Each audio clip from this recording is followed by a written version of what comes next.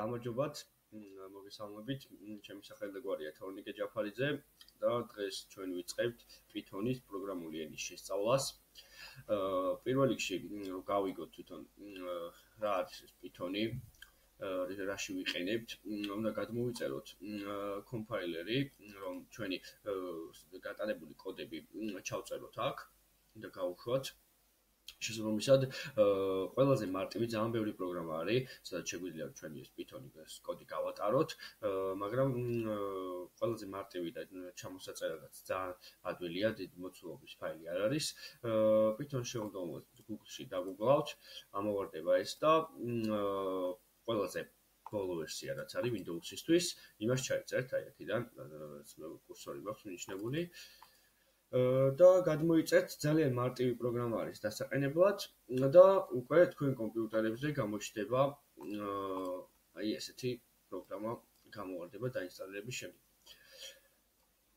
ეხლა როგორ ვიმუშაოთ თვითონ ამ პროგრამაში, ჩვეულებრივად მარტივად ვასეივებთ ჩვენ რომ არ დაგვეკარგოს ის ნაშრომები, რასაც აქ შევასრულებთ, ან ფოლდერი დავუგებთ, უბრალოდ დავაწყობთ მაგალითად პირველი წავარჯიშო. და დავასეივებთ ჩვეულებრივად ამ ფაილს და უკვე რასაც ჩვენ აქ ჩავწერთ დღეს და რასაც დავიწყებთ, ყველაფერი შეგვინახება და არაფერი ჩვენი ნამუშევარი არ დაგვეკარგება. ეხლა ზოგადად დავიწყოთ თავიდან Python-ის სინტაქსით, რომ გავიაროთ ყველაფერი მარტივად და შემდეგ უკვე ნელ-ნელა ყველაფერს გავართულოთ. ანუ პირველი რაც ყველაზე მნიშვნელოვანია, უნდა გავიგოთ შეტანის და გამოტანის ოპერატორები. აქ Python-ში, როდესაც გვინდა რამე დავბეჭდოთ, ვიყენებთ ესეთ ბრძანებას print-ს და უკვე უთითებთ, აი ამ ჭრილებში უთითებთ უკვე რისი დაპრინტვა გვინდა. მაგალითად, ეხლა მე მოვიყვან ესეთ რაღაცას, ავწერთ 2 ცვლადს და დავბეჭდავ ამ 2 ცვლადის ჯამს. და გამოგვიტანს ჩვეულებრივად 11. შესაბამისად, ანუ ეხლა რა გავაკეთეთ? ჩვენ უთხარით რომ აუდრი და 10 ცვლადი ავწერეთ და უთხარით რომ აუდრი და 5-ს, მერე ავწერეთ b ცვლადი და უთხარით რომ ეს b ცვლადი უდრი და 6-ს და გამოგვიტანა შემდეგ უკვე ამ 2 ცვლადის ჯამი. ეს რაც შეეხება უკვე თვითონ გამოტანის ოპერატორს, ეს პრინტი გვეხმარება იმაში, რომ რაღაც შესრულებული ჩვენი ოპერაციები გამოგვიტანოს და დაგვიწეროს პასუხი. ეხლა თვითონ პრინტის გარდა აქ ძალიან ბევრი ფუნქცია არის, როგორც ნებისმიერ პროგრამულ ენაში, გვაქვს if-იც, გვაქვს for-იც და ჩვენ ამ ყველაფერს გავივლით. ეხლა დავიწყოთ ამ სინტაქსებით, პირველ რიგში გავიაროთ რა არის ეს სინტაქსები, რა სახის სინტაქსები გვაქვს უკვე და მერე უკვე დავიწყოთ ჩვენი პატარა კოდების წერას. ხო, ეხლა პირველი რაც ავწერეთ, თავიდან გამიმეორებ, ავწერთ რაღაც ცვლადებს, მაგალითად x უდრის 6-ს და y უდრის 8-ს. ცვლადები განსხვავდება ერთმანეთისაგან, სხვა ტიპის ცვლადები გვაქვს. ეს ორივე x-ი, 6, როცა 6 უდრის და y როცა უდრის 8-ს, ეს იმას ნიშნავს, რომ ორივე არის int ტიპის ცვლადი. რას ნიშნავს int ტიპის ცვლადი? int ტიპის ცვლადი ნიშნავს იმას, რომ ეს ორივე ცვლადი წარმოადგენს რიცხვით მნიშვნელობას 6-იც და 8-ც. აი მაგალითად შეგვიძლია გავაკეთოთ ესეთი რაღაცა. შემოვიტანოთ მესამე ცვლადი, რაღაც მაგალითად z-ი და ამას უთხრათ, რომ ეს არის, აი მაგალითად აქ შევწავოთ hello. ეს ნიშნავს, რომ ეს ცვლადი გვაქვს ჩვენი string-ის სახის ცვლადი გვაქვს, string-ის ნიშნავს იმას, რომ აქ გვაქვს სიტყვიერი მნიშვნელობას ვაწვდით ამ ცვლადს ჩვენ z-ს, ხოლო ამ წინა ორ ჩვენ ცვლადს რაც გავიარეთ, ესენი იყო ორივე რიცხვითი მნიშვნელობის.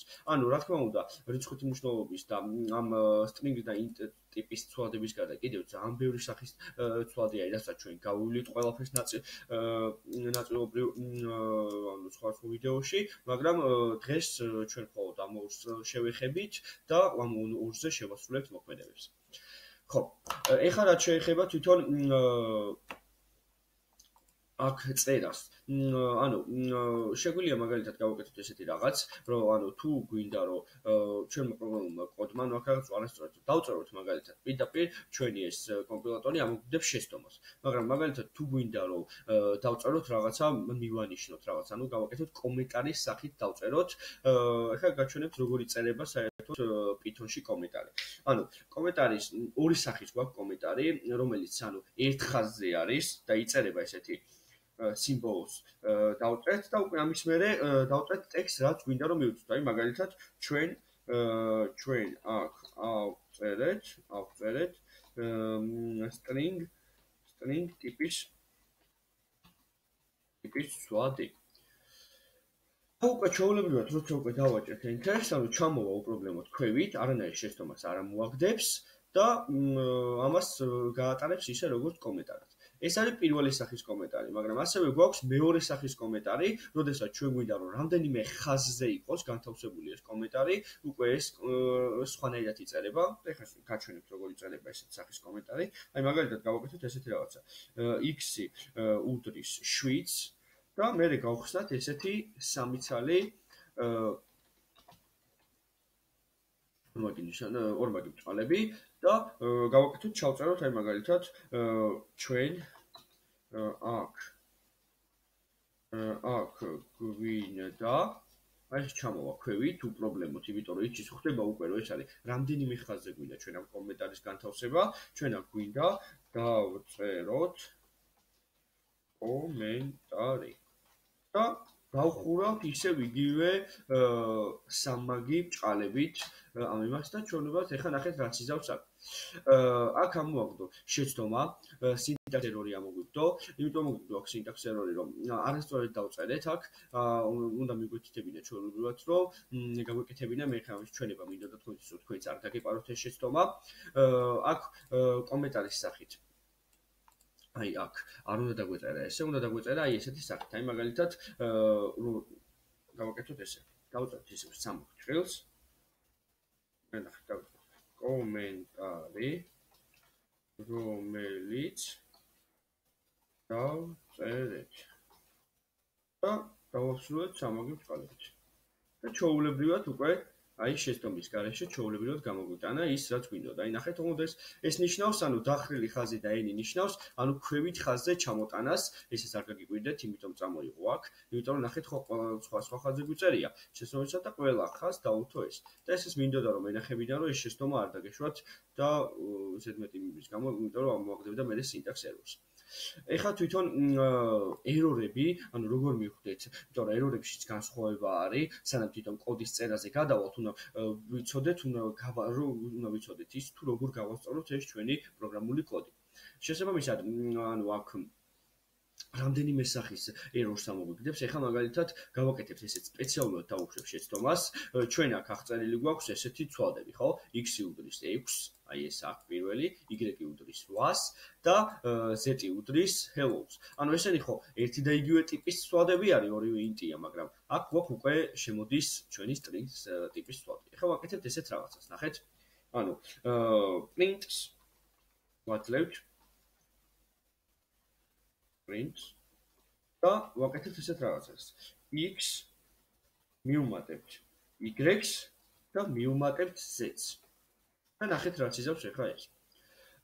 ამოვაგდო შეცდომა აი აქ ამ ხაზზე და გვეუბნება ესეთ რაღაცას, რომ ანუ type error-ი გვაქვს ჩვენ. ანუ ჩვენ ხო გვქონდა აქ syntax error-ი, ეხლა გვაქვს აქ უკვე მეორე სახის შეცდომა, ანუ type error-ი, ეს ნიშნავს ესეთ რაღაცას. ჩვენ int-ი კი ავიღეთ ეს x-ი და y-ი, აი აქ ჩვენი აღებული, რაც აქ გვაქვს აღწერილი, მაგრამ ჩვენ დავუმატეთ მესამე ვადით, რომელიც უკვე იღებდა მნიშვნელობას own string სახის.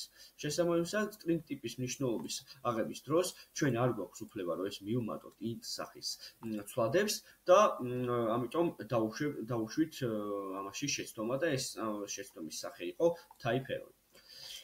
ხო, ეხლა გავაკეთოთ მაგალითად რამდენიმე პატარა აი ამოცანაც მსგავსი, რომ გავიგოთ თუ როგორ გამოვიყენოთ ეს ცვლადები. აი მაგალითად ავწეროთ ორი ცვლადი, ნებისმიერი x-ი უდრის მაგალითად 12-ს და y-ი უდრის 8-ს. და შევასრულოთ ანუ სხვა სახის მოქმედებები. ნახეთ, ანუ print მაგალითად ჯერ დავბეჭდოთ ესეთი რაღაც, რომ არის მიმატებული b, ეს გავაკეთოთ. გამოგვიტანს ჩვენ ამას. მე შეგვიძლია დავბეჭდოთ ასევე ნამრავლიც ჩვეულებრივად არ გამრავლებული b-ზე. ოღონდ ეს აგამრავლებული b-ზე ხა აქ სპეციალურად დავწერე, რომ მინახებინა თქვენთვის, რომ ნახეთ ჩვენ აქ ზევით ADB ხო აღწერილი გქონდა. ჩვენ ეს ADB შეგვინახა და გამოგვიტანა 11. აქ რაც გქონდა 5 და 6. ოღონდ ეხა ჩვენ რო აქ გვიდა რომ უკვე გადარქმეული ანუ x-ი და 12 ან y-ი რო ეგ დავაბეჭდოთ, ეხა დავაბეჭდეთ მაგას x მიმატებული y. და დაგვიბეჭდავს ჩვენ 20 ანუ 12 მიმატებს რაც 8 რაც ვადებით ჩვენ აქ ავწერეთ. ეხლა მაგალითად დავბეჭდოთ აი ესეთი რაღაც ის ჩვენი სტრინგი რაც ჩვენ აქ ავწერეთ ეს z. აი ეს z დავაბეჭდით და ნახოთ რას გამოგვიტანს. გამოგვიტანა ჩვენი hello. ანუ ის string ტიპის ცვლადი, რომელიც ჩვენ მივანიჭეთ ამ ჩვენ z-ს. აი შეგვიძლია კიდევ ერთი ცვლადი ავხსენოთ და იმასაც მივანიჭოთ მაგალითად რაღაცა string ტიპის ცვლადი გავხადოთ, აი მაგალითად ავხსენოთ რაღაცა p. და p უდრის, რა თქმა უნდა, ორმაგი ბრჭყალები უნდა გავხსნათ, რომ დაიწეროს სწორედ და გავუკეთოთ ესეთი რაღაცა. მაგალითად, გამოიტანე ეს ინადადება. აი ესეთი რაღაცა და ოღონდ უკვე უნდა დავაბეჭდნოთ print-ში, უნდა გადავცეთ ჩვენი ეს ცვლადი, ხო, რასაც მივუთითეთ ეს გამოიტანა ეს წინადადება. და გვიკეთებს ესეთ რაღაცას, გამოიტანს ამ წინადადებას, ანუ ის ცვლადი გამოიტანა ზუსტად, რაც დავაბეჭდინეთ აქ მოცემულ პეცვლადზე რაც ქონდა მიცემული. შესაბამისად, ანუ უკვე ჩვენ შეგვიძლია რომ ნებისმიერი მოქმედებები შევასრულოთ, რაც მე გაჩვენეთ, ანუ ნებისმიერი რაოდენობის ცვლადები შეგვიძლია ავწეროთ და უკვე ამ ცვლადებზე შეგვიძლია რომ ნებისმიერი მათემატიკური მოქმედებები, რაც ვიცით, ანუ მიმატება, გამოკლება, გაყოფა და გამრავლება შევასრულოთ აქ ჩვენ პროგრამაში.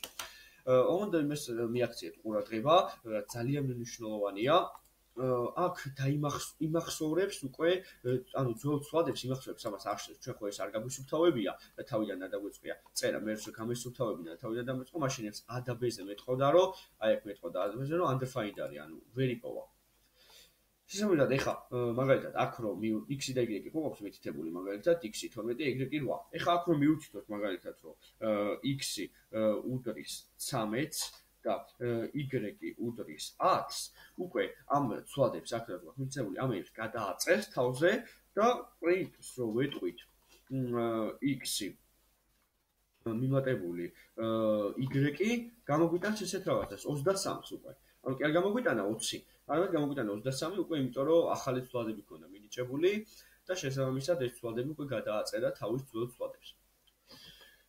ხო, ეს რაც შეეხება მათემატიკური მოქმედებები ანუ მე აქ ამოცანებსაც დავურთობ თან ამ ჩვენ მეებს ვიდეოს, რომ უკვე თქვენს მარტივად სახშიც გაივარჯიშოთ, ნახოთ როგორ არის, როგორ შევასრულოთ მოქმედებები, რომ უკვე შემდეგ გადავიდეთ სხვადასხვა რთულ ამოცანებზე.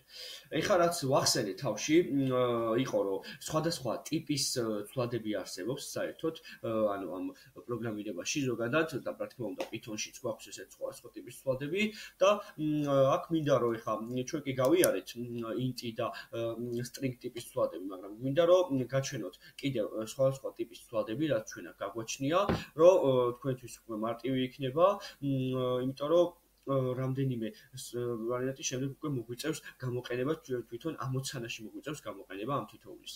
ეხლა რაც შეეხება რომ გავიაროთ ზუსტად, ანუ გაჩვენებთ თითოეულს და მე უკვე კომენტარის სახით ჩვენ რაც უკვე ვისწავლეთ, კომენტარის სახით დავუწერ უკვე თითოეული რომელი ტიპის არის და თქვენც გაგიმარტივდებათ ამის თანახმად. ეხლა პირველი რაც გვაქვს, პირველი დავწეროთ რაც ყველაზე მნიშვნელოვანი ანუ int ტიპის ცვლადი, აი ეს გავაკეთოთ და ოღონდ გავუკეთოთ ესეთი რაღაცა. დავუწეროთ აქ რომ type აქ გვაქვს int. შემდეგი წამოვედით, შემდეგი ცვლადი ავწეროთ. ეხლა შემდეგი ცვლადი ჩვენ გვაქვს string-ი, ხო? ეხლა ავწეროთ მაგალითად y-ი უდრის ორმაგი ბრჭყალები, როგორც გითხარით, ავწეროთ hello. ეს გვაქვს უკვე ჩვენ string ტიპის ცვლადი, ანუ type string უკვე ჩამოვედით შემდეგზე, ანუ შემდეგი ტიპის ცვლადი რაც გვაქვს ეს არის float-ი და ეს გამოისახება ესე, ანუ float-ი გულისხმობს რიცხვებს, რომელიც არ არის მთელი რიცხვები არ არის, ანუ არ არის დამგვალებული, ანუ მაგალითად აი ესეთ რაღაც დავწეროთ 20.5 და ეს გავაკეთოთ type float. გვაქვს ასევე ანუ კომპლექსური ცვლადები, ანუ კომპლექსური ტიპის ცვლადი გეტყვით რა არის. კომპლექსური ტიპის ცვლადი ნიშნავს, რომ ანუ შევაერთოთ და რიცხვითი ცვლადი და string-ი, ანუ int ცვლადი და string-ი ტიპის ცვლადი გავაერთიანოთ ერთად და გავაკეთოთ ესეთი რაღაცა. მაგალითად, z-ი უდრის ჩვენ 1j-ს. აი ესეთი რაღაც გავაკეთოთ და ეს ნიშნავს, რომ type გვაქვს აქ complex. ზოგადად ანუ პროგრამირებაში ათვლა, ანუ როდესაც გვაქვს რაღაც ლისტები, გვაქვს რაღაც მასივები, ანუ რიცხვითი მასივები გვაქვს, ათვლა იწყება 0-დან, ანუ ინდექსირებას ვიწყებთ 0-დან, შესაბამისად, აი მაგალითად, ეხლა შეგვიძლია ჩვენ გავაკეთოთ რაღაც პატარა ლისტი, ანუ სტრინგების ლისტი და გავაკეთოთ ესეთი რაღაცა. x-ი უდრის და აქ ჩავწეროთ ის ცოდები რაც გვინდა, აი მაგალითად ავიღოთ რაღაც ხილის სახელწოდებები ჩამოვწეროთ, აი apple აქ მე რო გვიქნება შემდეგი გვაქვს banana და შემდეგი გვაქვს უკვე cherry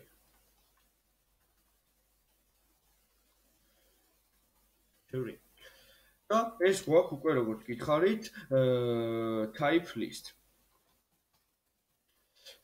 აი ეს ძირითადი რასაც გამოვიყენებთ ხოლმე ჯერჯერობით, ანუ იქნება ეს ტიპის ცვლადები, მე ამას გვაქვს კიდე range-ი გვაქვს ერთი, რასაც დავამატებთ ასევე და ამებს ყველას გამოვიყენებთ იმისთვის, რომ უკვე შევასრულოთ ამ თითოეულ ტიპის ცვლადებზე შევასრულოთ უკვე მოქმედებები ჩვენ. მადლობა ყურადღებისთვის, ეს იყო დასაწყისი, ანუ Python-ის პროგრამული ენის შესწავლის და უკვე შემდეგ ვიდეოში დავიწყებთ ყველაზე მარტივი if ფუნქციის გარჩევას და გავიგებთ თუ როგორ შეგვიძლია რომ გამოვიყენოთ ეს if ფუნქცია სწორედ და რა შეგვიძლია. მადლობა ყურადღებისთვის.